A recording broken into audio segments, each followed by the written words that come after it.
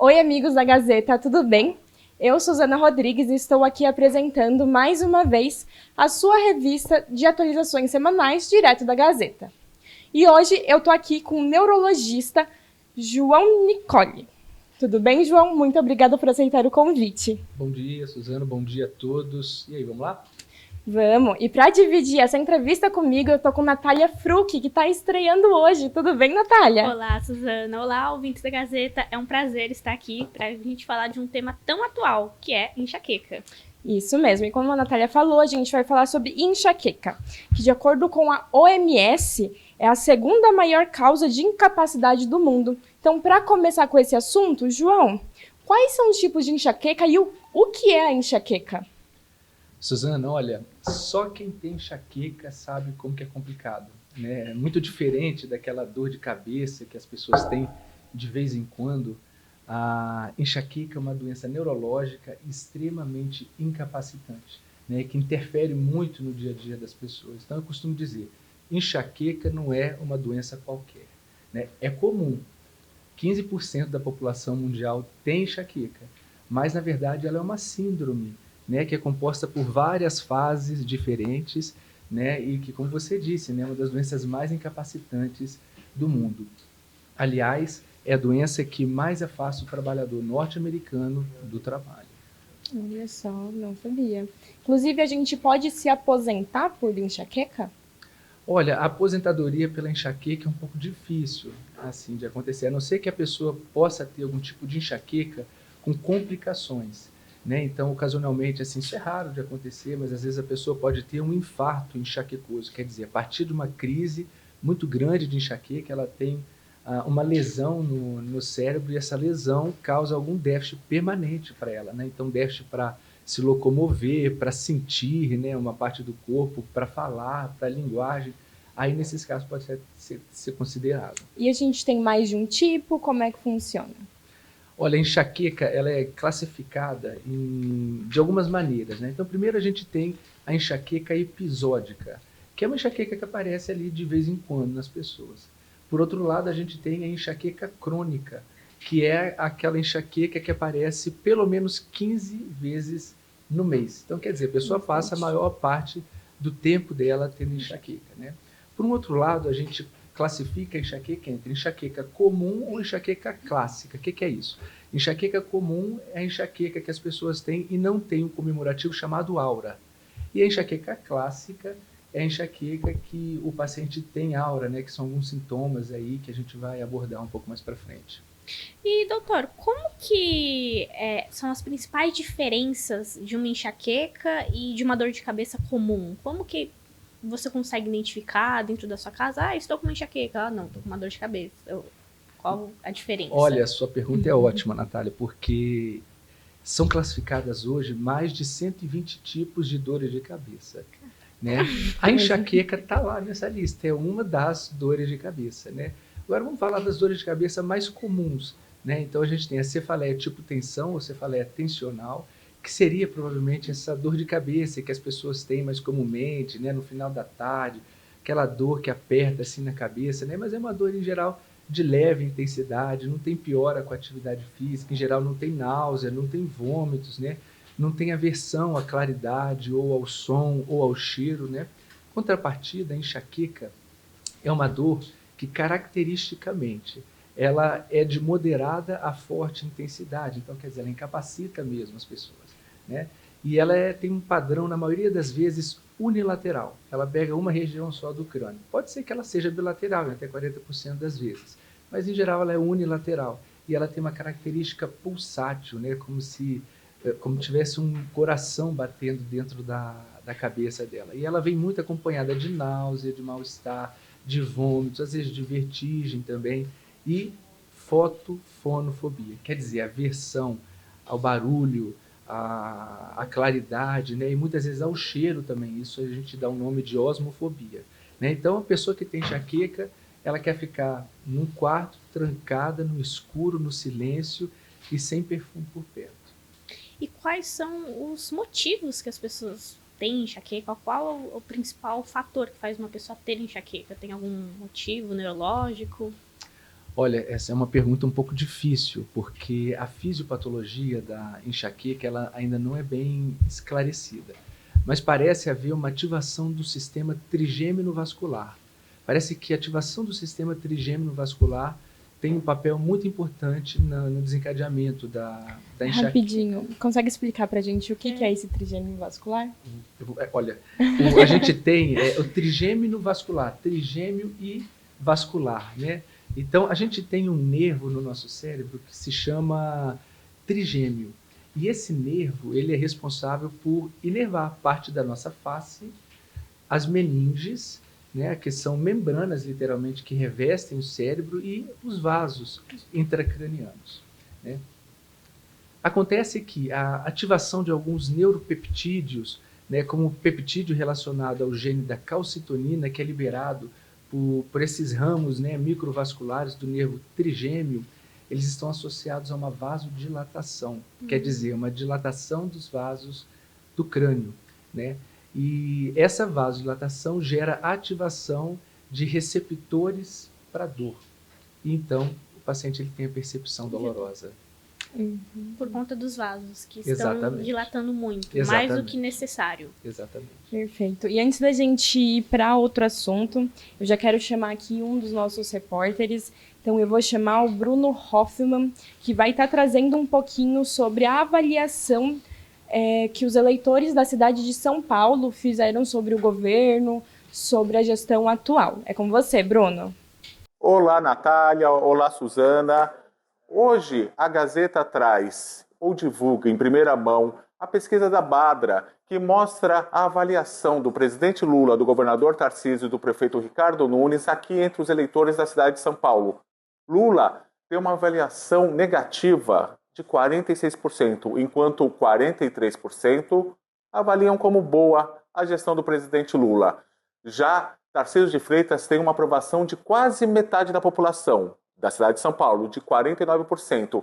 E o prefeito Ricardo Nunes, uma avaliação positiva, com um número parecido ao de Tarcísio, de 48%. Para entender como o eleitor paulistano entende a política nesse momento e pode votar nas eleições de 2024, de outubro, acesse o site da Gazeta. Um abraço e até a próxima. Muito obrigada, Bruno. Então, doutor, ainda mudando um pouquinho do assunto, mas ainda falando sobre enxaqueca, eu queria saber se a enxaqueca ela pode ser indício de alguma outra doença neurológica, como um AVC, por exemplo, algo do tipo. Olha, pode. Cada situação deve ser avaliada individualmente, né, Suzana? Assim, a enxaqueca, por si, é considerada como uma cefaleia primária. Cefaleia é o nome que a gente dá para dor de cabeça. Tá certo? De uma maneira geral, a gente classifica as dores de cabeça, né, ou as cefaleias, em cefaleias primárias ou cefaleias secundárias.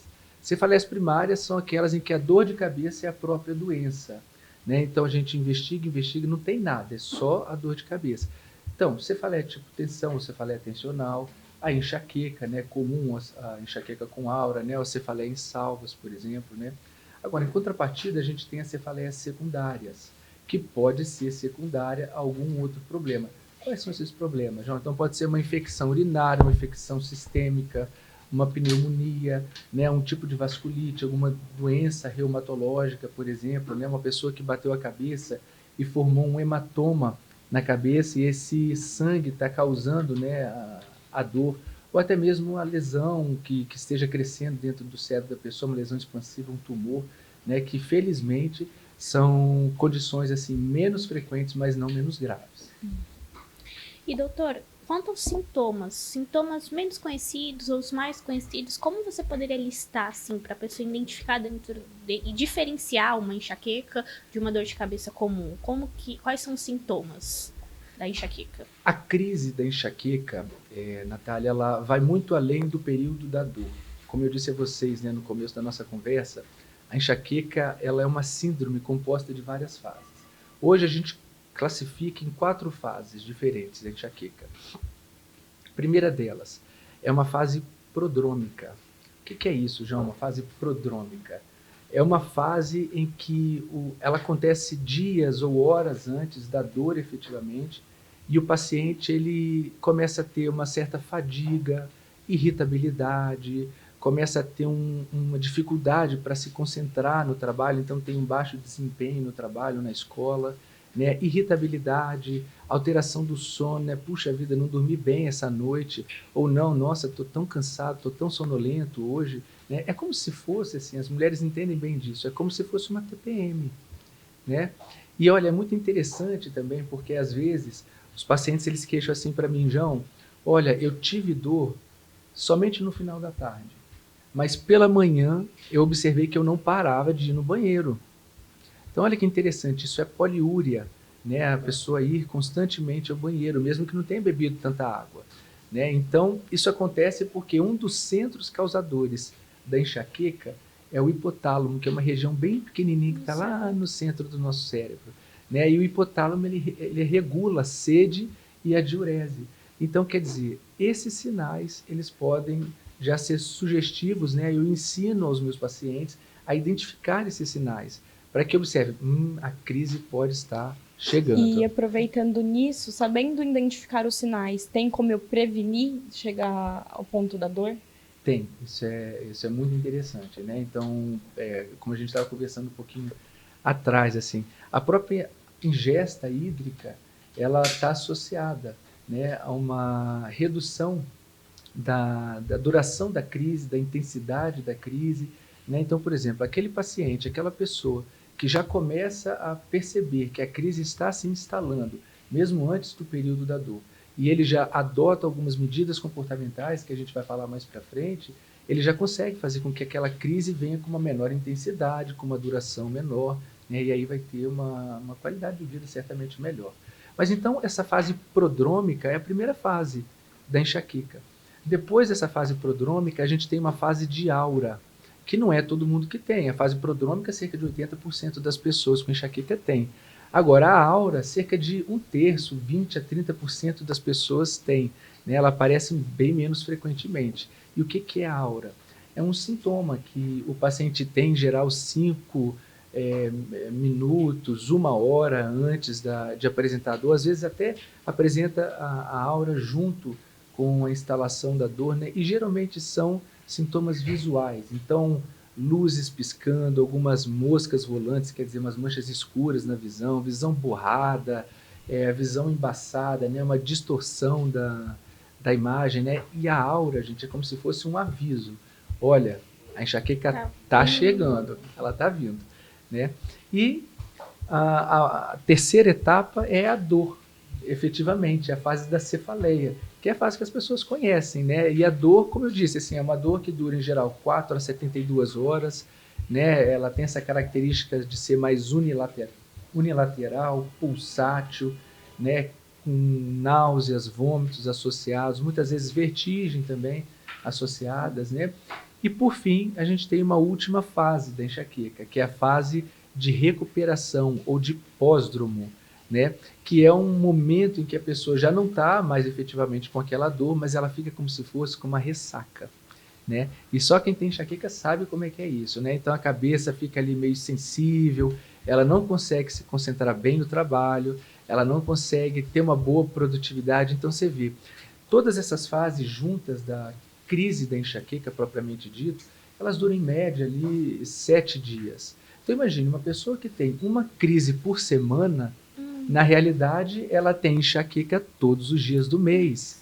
E ela tem um déficit, uma perda produtiva, né, no desempenho acadêmico, profissional durante todo o mês. João, será que é uma depressão que está querendo me pegar? O que é isso? Será que é um déficit de atenção? Será que eu tenho TDAH? Na verdade, é enxaqueca.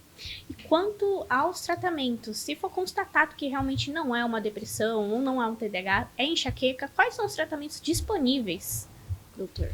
Tem muita coisa, Nath, disponível. E olha, você falou uma coisa interessante, né, sobre a relação entre depressão e enxaqueca. A depressão, hoje a gente sabe que ela aumenta os níveis de CGRP. O CGRP, né, é um peptídeo relacionado ao gene da calcitonina, ele está diretamente relacionado com a enxaqueca. Então, pacientes que têm depressão têm maior propensão a ter enxaqueca. E o contrário também é verdade. Quem tem enxaqueca tem maior propensão a ter depressão. exatamente. Mas sobre o tratamento, né? O tratamento, Nath, eu costumo dividir, assim, claro, ele é individualizado para cada pessoa, para você ter uma ideia. Hoje a gente conhece mais de 120 genes, na verdade, locos genéticos associados à enxaqueca. E essa fragilidade genética, que vai ser muito individual de paciente para paciente, ele vai determinar, ele vai ter um papel super importante no modo com que aquela pessoa vai cronificar a enxaqueca dela. E isso guarda relação, é claro, com a forma com que a gente vai precisar tratar para a gente ter uma boa resposta terapêutica, né? Então, por exemplo,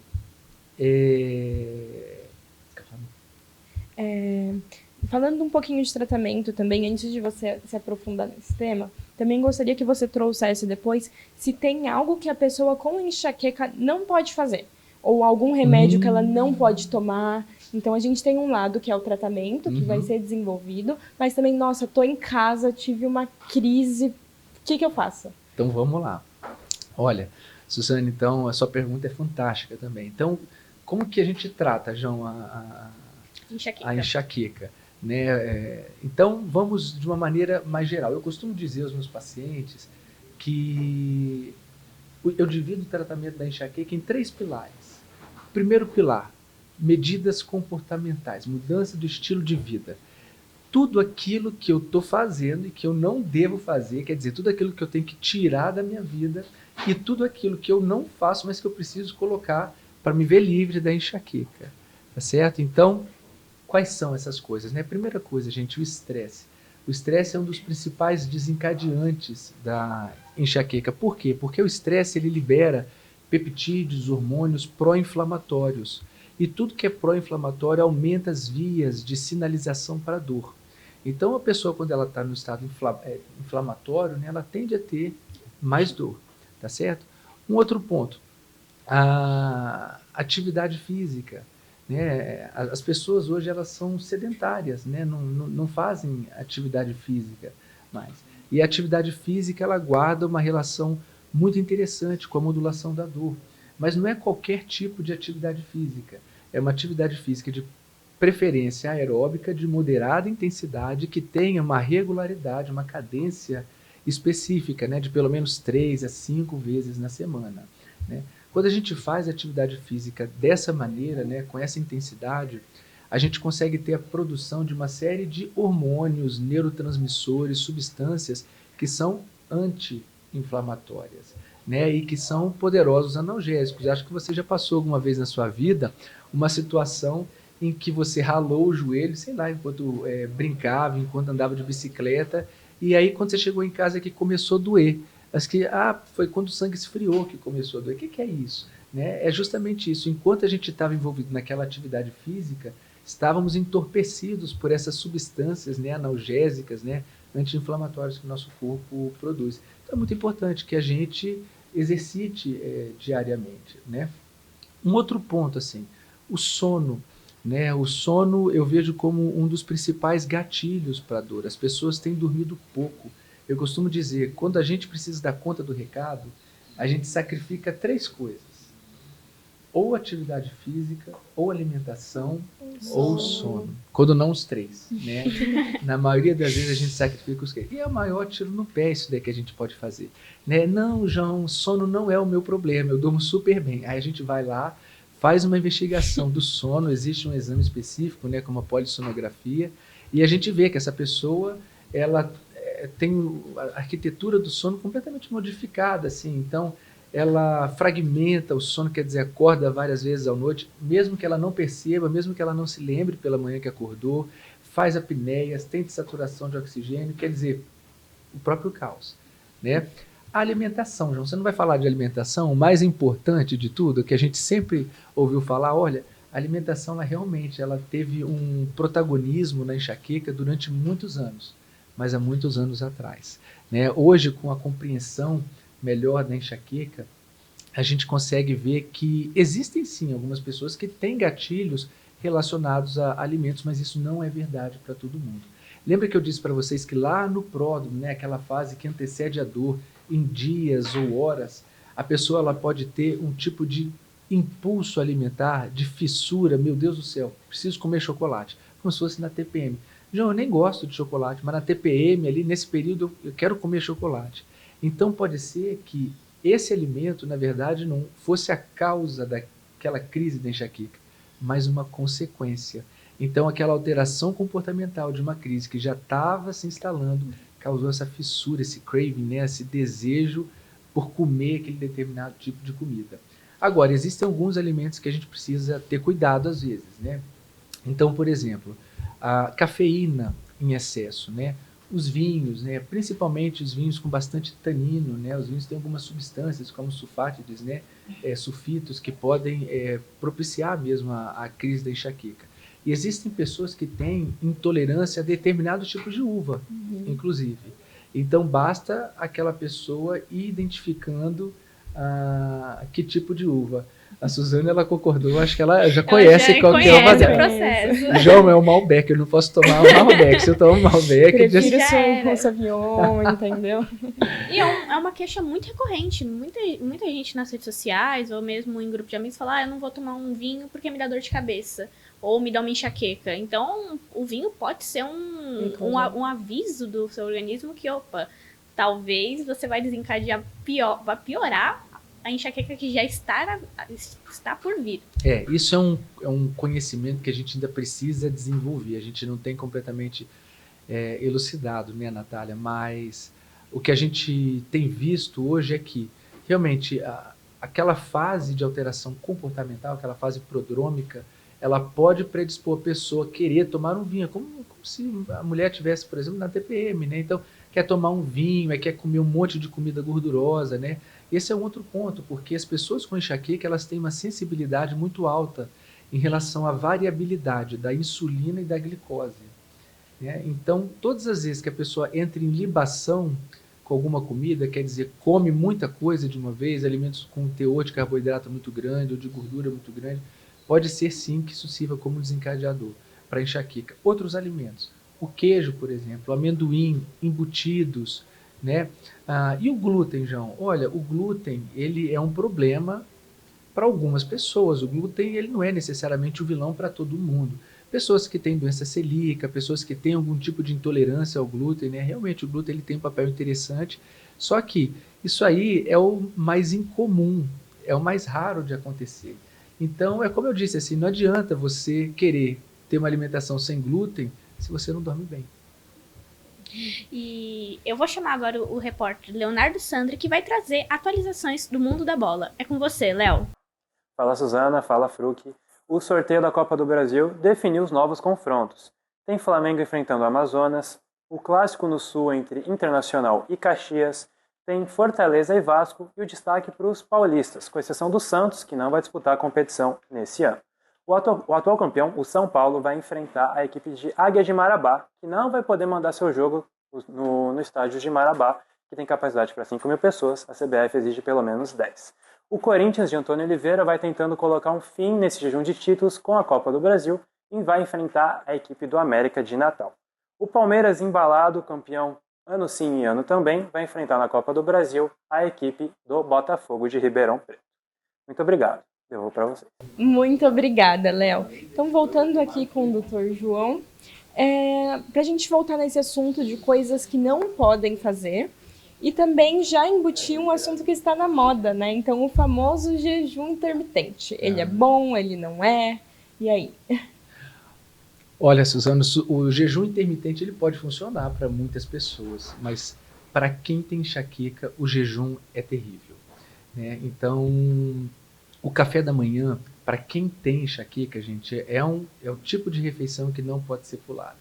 Então, a pessoa tem que incluir sempre ali frutas, uma parte proteica, né, alimentos saudáveis. Se precisar, ter um bom nutricionista para acompanhar, para ajudar a formular um plano terapêutico, ali, um plano alimentar, né, com boas escolhas de alimento, né? Então, o jejum prolongado, esse sim, é uma coisa relacionada à alimentação que está muito associada às crises de enxaqueca. Muito mais do que, por exemplo, assim, ao amendoim, ao café, né? Tão como a desidratação. Nós somos pessoas, em geral, desidratadas. A gente bebe menos água do que deveríamos beber. Porque a gente está sempre trabalhando, a gente está entrando no carro, indo para um lugar, para outro. tendo que resolver problemas, né? E os estudos mostram, gente, que só o aumento da ingesta hídrica, por si só, ela é capaz de impedir a crise que já estava começando a se instalar, de progredir, de diminuir a intensidade da crise e fazer com que ela dure menos tempo. Então, é muito importante que a gente sempre se mantenha hidratado. Começou a perceber que a crise da enxaqueca está vindo, aí é o momento de se hidratar ainda mais. E aí, quais remédios a gente não pode tomar? Então, muita gente tem os famosos analgésicos em casa, tem remédio para dor. Ai, tá começando aqui, eu vou e tomo. Tem algum que é contraindicado, que possa, de repente, até piorar a situação? João, como assim, né? O analgésico não é para tirar a nossa dor? Você está falando que é uma coisa que não deve ser utilizada? Olha só que interessante, né? Então, quando a gente usa, muitas vezes, os analgésicos, eles acabam causando na gente um tipo de cefaleia rebote pela falta daquele analgésico. É como se fosse uma dependência química mesmo, né? Então, a recomendação é que as pessoas não utilizem analgésicos mais do que 3 vezes na semana, porque senão ela vai poder piorar a enxaqueca dela. Falando sobre medicamento, recentemente foi legalizado, na verdade no final do ano passado, pelo governador Tarcísio, a disponibilidade pelo SUS de remédios que tem a base do cannabis. E como você, neurologista, como você acha que isso pode ser bom para pessoas que têm enxaqueca? Não? Um parâmetro você indica, não indica? Natália, olha, hoje a gente tem um rol de medicamentos, né, à disposição dos pacientes para o tratamento da enxaqueca muito grande, né? O canabidiol, a gente sabe que ele é um medicamento, é uma substância que tem potenciais assim, terapêuticos fantásticos para inúmeras doenças. Entre elas, por exemplo, a epilepsia, né? Muitas vezes epilepsias refratárias que não respondem a outros medicamentos respondem muito bem, por exemplo, ao canabidiol, mas são alguns tipos específicos de epilepsia, né? Para enxaqueca, como é que é isso, né? Existem realmente alguns estudos que mostram que o canabidiol ele pode ter um impacto positivo na enxaqueca. Agora, interessante é que o canabidiol ele não trata só a dor do paciente. O canabidiol ele tem um papel importante também na ansiedade, às vezes nos distúrbios do sono, né? Então, quer dizer, são medicamentos coringa que a gente pode usar. Em geral, pelo preço deles, né? O canabidiol hoje ainda é um medicamento super caro, a aquisição dele é difícil. A gente tem aqui no Brasil alguns lugares de produção artesanal, mas na maior parte das vezes a gente precisa importar esses medicamentos com custo agregado muito alto, né? Então, em geral, são medicamentos que a gente deixa aí para um segundo, terceiro plano.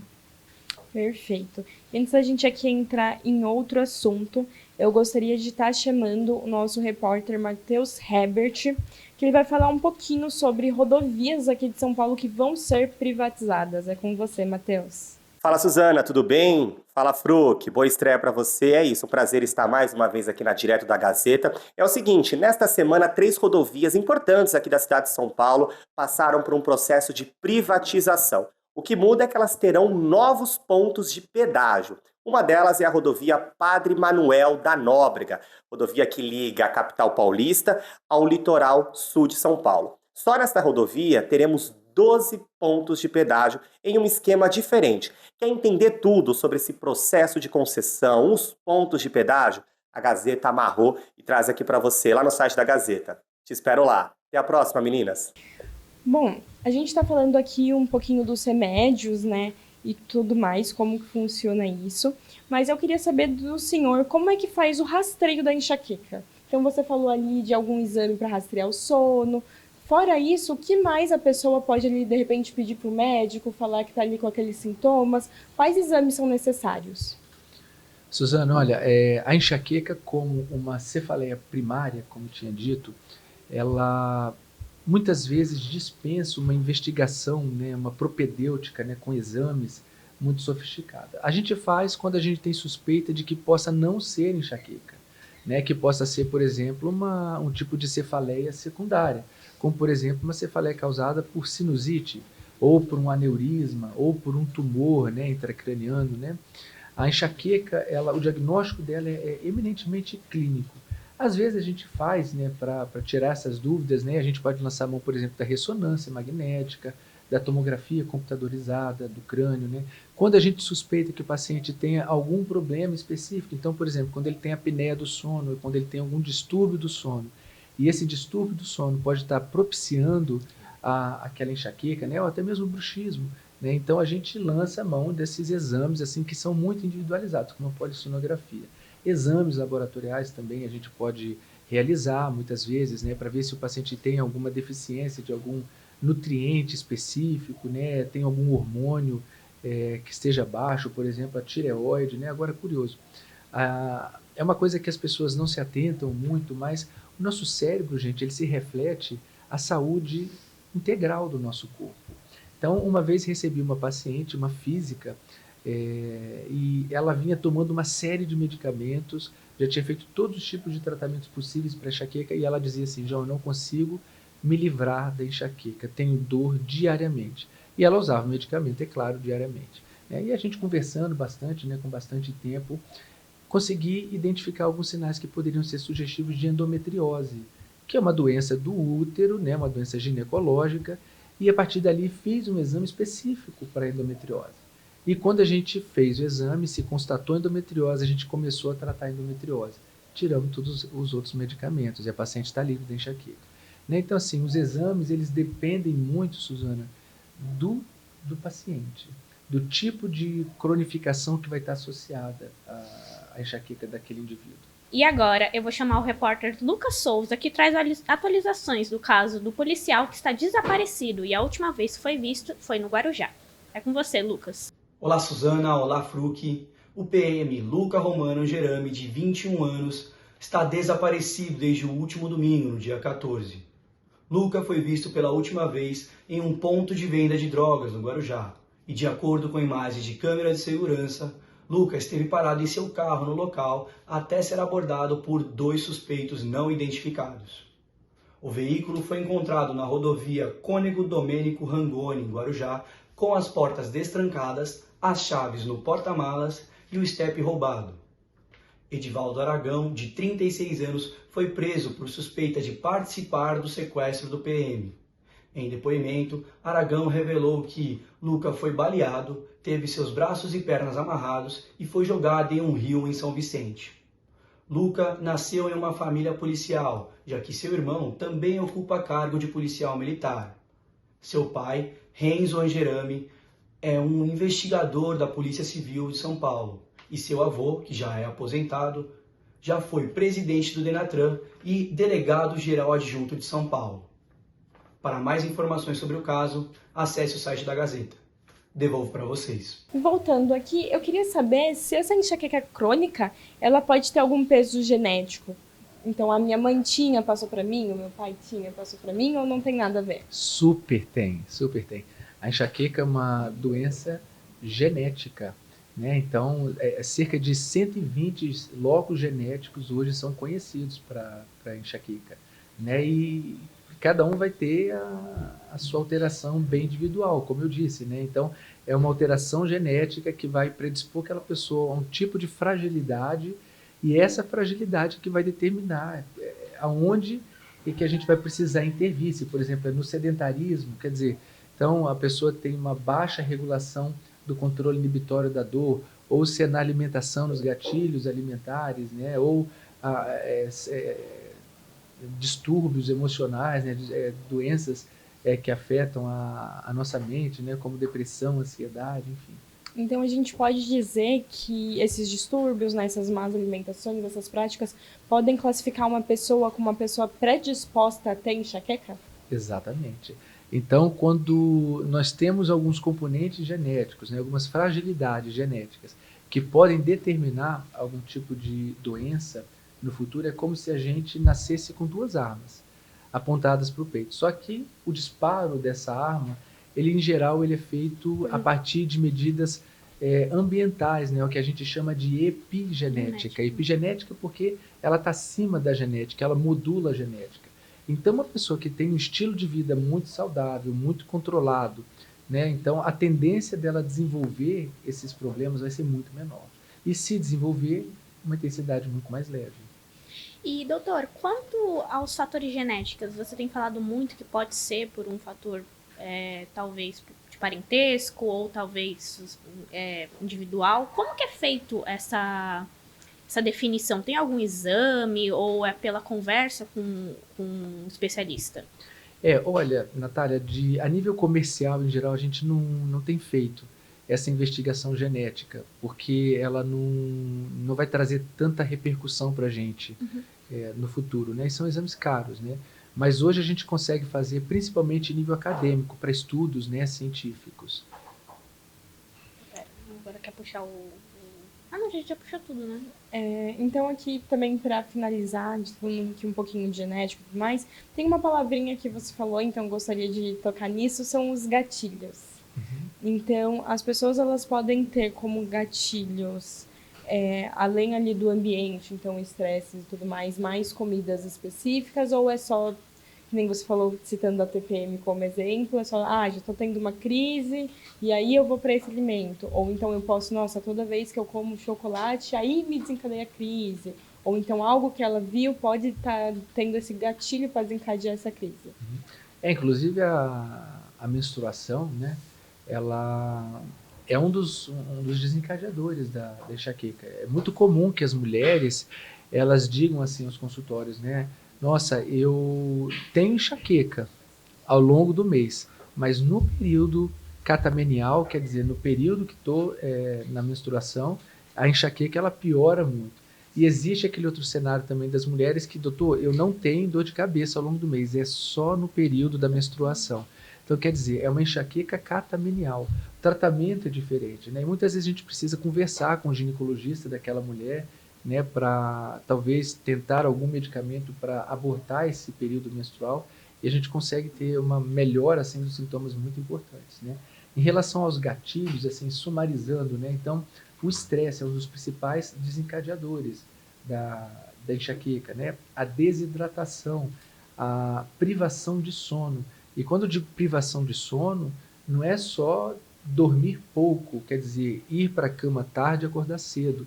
Muitas vezes quem tem, por exemplo, uma doença chamada apneia obstrutiva do sono, ela até dorme bastante, mas só que o sono dela é todo fragmentado, porque ela tem uma parada respiratória, tem uma dessaturação dos níveis de oxigênio, uma queda do oxigênio no cérebro, e então o cérebro dela manda um input para, acorda.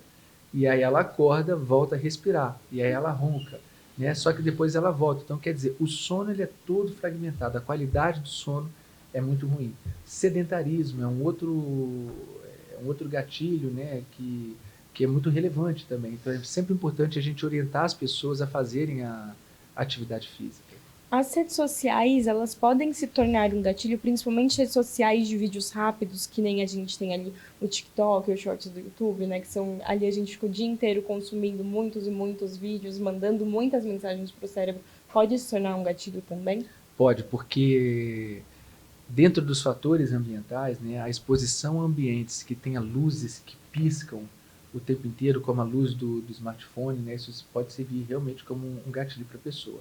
E não só por isso também, porque isso pode aumentar a ansiedade da pessoa, né, e a ansiedade está relacionada a estresse. E o estresse ele é um desencadeador conhecido. Perfeito, então. Essa daqui foi a entrevista com o neurologista João Nicole. Muito obrigada por ter aceitado o nosso convite.